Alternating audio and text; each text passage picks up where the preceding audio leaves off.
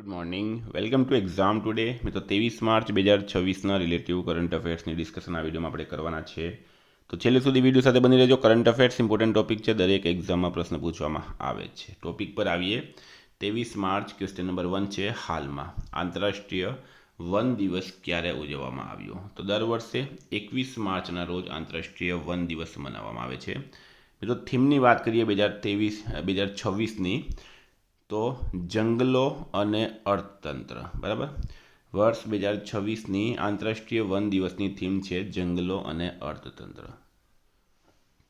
હાલમાં ચક નોરિસનું નિધન થયું છે, તેઓ કોણ હતા? તો પ્રશ્ન છે ચક નોરિસ, એમનું મિત્રો નિધન થયું છે. તેઓ એક અભિનેતા હતા. 86 વર્ષની ઉંમરમાં એમનું નિધન થયું છે. માર્શલ આર્ટમાં મિત્રો તેઓ પરફેક્ટ હતા. 86 વર્ષની ઉંમરમાં અભિનેતા ચક નોરિસનું હાલમાં નિધન થયું છે. તમે અહીંયા ઇમેજ પણ જોઈ શકો. 3 છે, હાલમાં ચાપચરફૂટ ઉત્સવ ક્યાં ઉજવવામાં આવ્યો છે? પ્રશ્ન છે ચાપચરફૂટ ઉત્સવ ક્યાં ઉજવવામાં આવ્યો? રાઈટ આન્સર છે મિત્રોમાં મિઝોરમ રાજ્યમાં. મિઝોરમનું કેપિટલ છે આઇઝોલ. સીએમ છે લાલ દહુમા. રાજ્યપાલ છે મિત્રો જનરલ વીકે સિંહ. મિઝોરમનો મુખ્ય વસંત ઉત્સવ ચાપચરફૂટ ખૂબ જ ઉત્સાહ અને ધામધૂમથી ઉજવવામાં આવ્યો.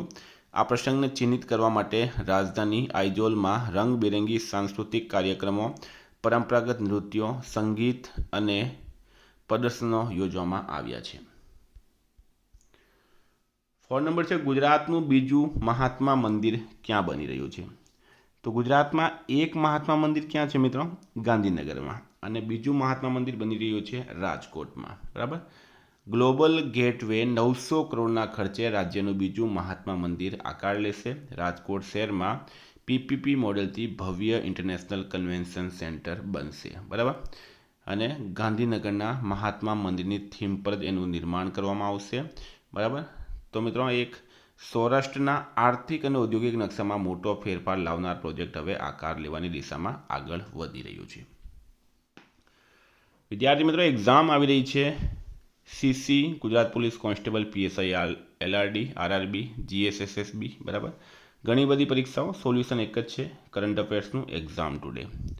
એક્ઝામ ટુડેનો મિત્રો Gujarat current affair, Bharat current affairs, international current affair, છેલ્લા એક વર્ષની કરંટ અફેર્સની પીડીએફ, 10,000થી વધારે પ્રશ્નો, તમામ વસ્તુ આમાં આવી જશે, પૂરેપૂરી વસ્તુ. પીડીએફ માટે ઓનલી 250 રૂપિયા. 9510411961 પર ગૂગલ પે, ફોનપે, પેટીએમ કંઈ પણ કરો, સ્ક્રીનશોટ મોકલી આપો. 2 મિનિટમાં પીડીએફ મળી જશે. તમામ પરીક્ષાઓમાં 100% કરંટ અફેર આપણું પૂછાય છે મિત્રો. બરાબર, કોઈને ડેમો પીડીએફ જોવી હોય, ગઈ પરીક્ષામાં પૂછાયેલા સબૂત જોવા હોય, તો પણ આ નંબર પર મેસેજ કરો. હાલમાં એનએમડીસીમાં ડાયરેક્ટર કર્મચારી તરીકે કોને નિમણૂક કરવામાં આવી છે? તો રાઈટ આન્સર છે મિત્રો કૃષ્ણકુમાર ઠાકુરની.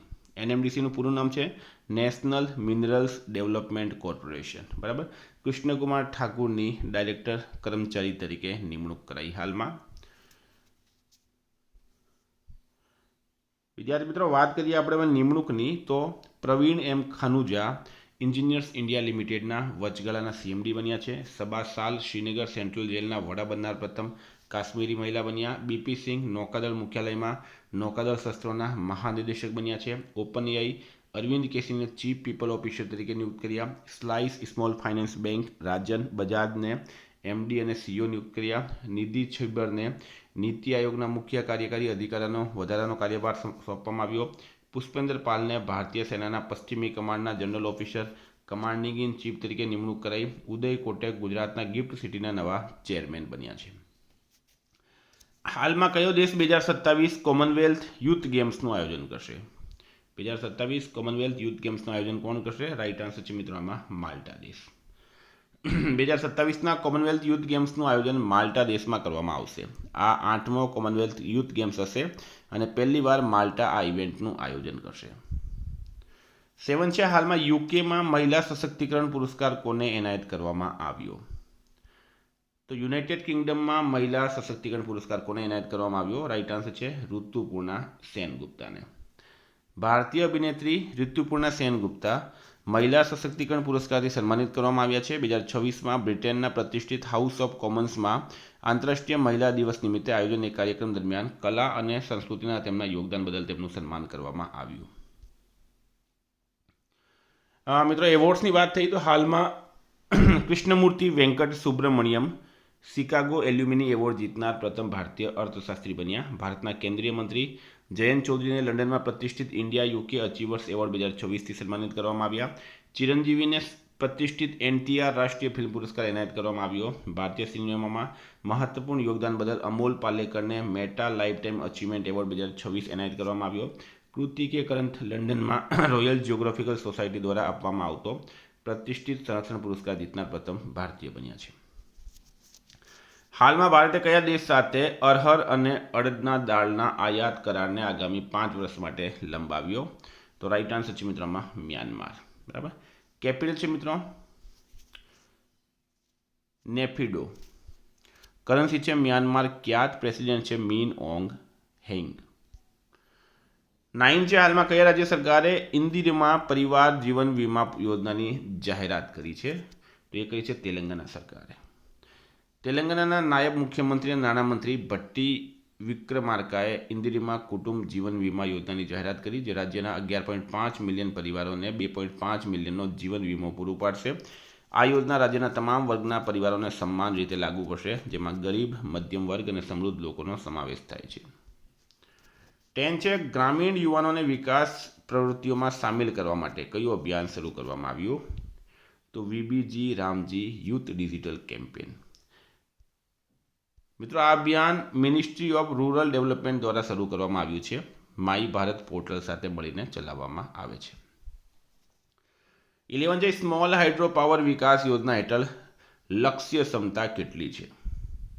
તો આ વખતે બજેટમાં પણ જાહેરાત કરવામાં આવી હતી. હવે એની લક્ષ્ય ક્ષમતા નિર્ધારિત કરવામાં આવી છે 1.5 ગીગાવોટ. આ યોજના હેઠળ લક્ષ્ય ક્ષમતા લગભગ 1.5 ગીગાવોટ એટલે કે 1500 મેગાવોટ રાખવામાં આવી છે. યોજના ફરી શરૂ કરવા માટે અંદાજે 2585 કરોડનું પ્રાવધાન છે.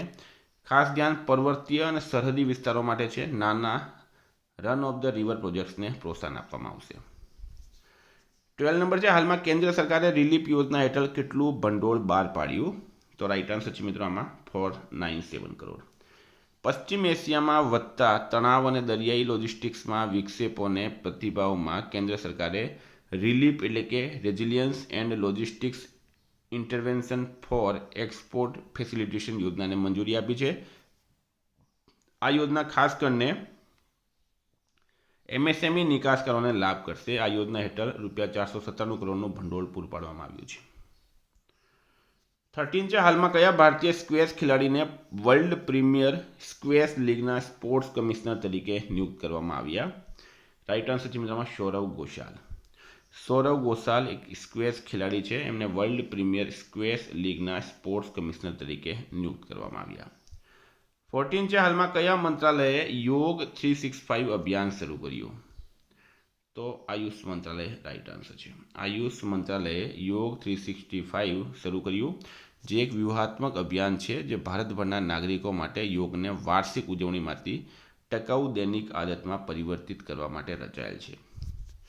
15 નંબર છે હાલમાં કઈ કંપનીએ ગિફ્ટ સિટીમાં એક નવું AI હબ શરૂ કર્યું? તો રાઈટ આન્સર છે મિત્રોમાં વિપ્રોએ કર્યું છે. હાલમાં વિપ્રો લિમિટેડે ગુજરાતના ગિફ્ટ સિટીમાં નવું AI હબ શરૂ કર્યું અને આનું નામ છે મિત્રો વિપ્રો AI હબ. બરાબર. ગિફ્ટ સિટી ક્યાં આવેલી છે? ગુજરાતના ગાંધીનગરમાં. 16 છે હાલમાં દત્તક માતાઓને કેટલા અઠવાડિયાની મેટર્નિટી લીવ આપવામાં આવશે? તો સુપ્રીમ કોર્ટનો એક મિત્રો નિર્ણય આવ્યો છે. એ મુજબ 12 અઠવાડિયાની મેટર્નિટી લીવ મળશે. અગાઉ આ લીવ ફક્ત 3 મહિનાથી ઓછા બાળકને દત્તક લેવા માતાઓને મળતી હતી, પરંતુ હવે સુપ્રીમ કોર્ટે આ મર્યાદા દૂર કરી છે. હવે બાળકની ઉંમર ગમે તેવી હોય, દત્તક માતાને 12 અઠવાડિયાની લીવ મળશે. 17 છે ગુજરાતમાં દિવ્યાંગ લગ્ન સહાય યોજનાની સહાયની રકમ ₹50,000થી વધારીને કેટલી કરાઈ? તો 75,000. મંત્રી છે મિત્રો મનીષાબેન વકીલ. એમણે જણાવ્યું કે દિવ્યાંગ લગ્ન સહાય યોજનાની સહાયની રકમ ₹50,000થી વધારીને 75,000 કરાઈ. સામાજિક ન્યાય અને અધિકારિતા રાજ્યમંત્રી ડૉક્ટર મનીષાબેન વકીલે એની માહિતી આપી છે. તો મિત્રો આ હતા કરંટના પ્રશ્નો. વાત કરીએ રિવિઝનની. તો 22 માર્ચ 2026 આપણે આવી ગયા રિવિઝન પર. ફ્રેન્ચ ભાષા દિવસ ક્યારે મનાવવામાં આવ્યો? 20 માર્ચે. 9મી સદીના બ્રહ્માનંદ મંદિર સંકુલના પુનઃનિર્માણ માટે ભારત અને કયા દેશો વચ્ચે ભાગીદારી રચાઈ? ઇન્ડોનેશિયા. સિસોસોમલ સ્ટોરેજ ડિસઓર્ડર માટેની પ્રથમ રાષ્ટ્રીય બાયોબેંકનું નેતૃત્વ કઈ સંસ્થા કરી રહી છે? ફ્રી અમદાવાદ. કયા સ્થળે ઇન્ડિયા ઇલેક્ટ્રિસિટી સમિટ 2026નું આયોજન કરવામાં આવ્યું? ન્યૂ દિલ્હીમાં. કેન્દ્રીય ગૃહ મંત્રાલય દ્વારા 2027ની વસ્તી ગણતરી માટે બ્રાન્ડ એમ્બેસેડર તરીકે કોની નિમણૂક કરવામાં આવી? સુદર્શન પટનાયકની. માર્ચ 2026માં કયો દેશ સત્તાવાર રીતે વિશ્વ આરોગ્ય સંગઠનથી અલગ થયો છે? અર્જેન્ટિના. કોને સ્ટોકહોમ વોટર પ્રાઇઝ 2026 એનાયત કરવામાં આવ્યો? કાવે મદાનીને. કયા દેશમાં વર્લ્ડ ઇન્ડોર એથ્લેટિક્સ ચેમ્પિયનશિપ 2028નું આયોજન કરવામાં આવશે? ભારત. રાઇટ આન્સર છે. હાલમાં ભારત અને કયા દેશે આદિવાસી અને વંશીય વિકાસના ક્ષેત્રમાં સહયોગ વધાર્યો? વિયેતનામ. 2026ની ઉત્તર કોરિયાની ચૂંટણીમાં કિમ જોંગ ઉનને કેટલા ટકા મત મળ્યા? 99.93%. 2024-25માં કયું રાજ્ય ભારતનું ટોચનું કાપડ નિકાસકાર બન્યું? તમિલનાડુ. રાઇટ આન્સર છે. કયા રાજ્ય સરકારે વિધાનસભામાં સમાન નાગરિક સંહિતા 2026 બિલ રજૂ કર્યું? ગુજરાત. સૌથી ઓછા સમયમાં 7 જ્વાળામુખી શિખરો ચડવાનો રેકોર્ડ કોણે બનાવ્યો? ભૂપતિ રાજુ અનમીશ વર્માએ. ગાય આધારિત અર્થતંત્ર પર ભારતનું સૌથી મોટું વૈશ્વિક શિખર સંમેલન ગૌટેક હાલમાં ક્યાં આયોજિત થયું? પુણેમાં. કઈ સંસ્થાએ કાલિંજર કિલ્લાને રાષ્ટ્રીય વારસો જાહેર કર્યો છે? ભારતીય ભૂસ્તરશાસ્ત્રીય સર્વેક્ષણ. આઈપીએલ 2026ની શરૂઆતની મેચોમાં સનરાઇઝર્સ હૈદરાબાદનું નેતૃત્વ ઈશાન કિશન કરશે. મિત્રો, ગઈકાલે પ્રશ્ન પૂછાયો, હાલમાં કોને કિસ હ્યુમેનિટેરિયન એવોર્ડ 2025 એનાયત કરવામાં આવ્યો? રાઇટ આન્સર હતું નીતા અંબાણી. આજનો પ્રશ્ન છે કે મિસ્ત્રીને આરબીઆઈ દ્વારા કઈ બેંકના વચગાળાના પાર્ટ ટાઈમ ચેરમેન તરીકે નિયુક્ત કરવામાં આવ્યા? જવાબ કમેન્ટ બોક્સમાં જણાવો. વિદ્યાર્થી મિત્રો, એક્ઝામ ટુડે એપ્લિકેશનની લિંક ડિસ્ક્રિપ્શનમાં આપી છે, બરાબર. પીડીએફ માટે 9510411961 પર કોન્ટેક્ટ કરો. Thank you. ફરી મળીશું. જય હિન્દ, જય ભારત.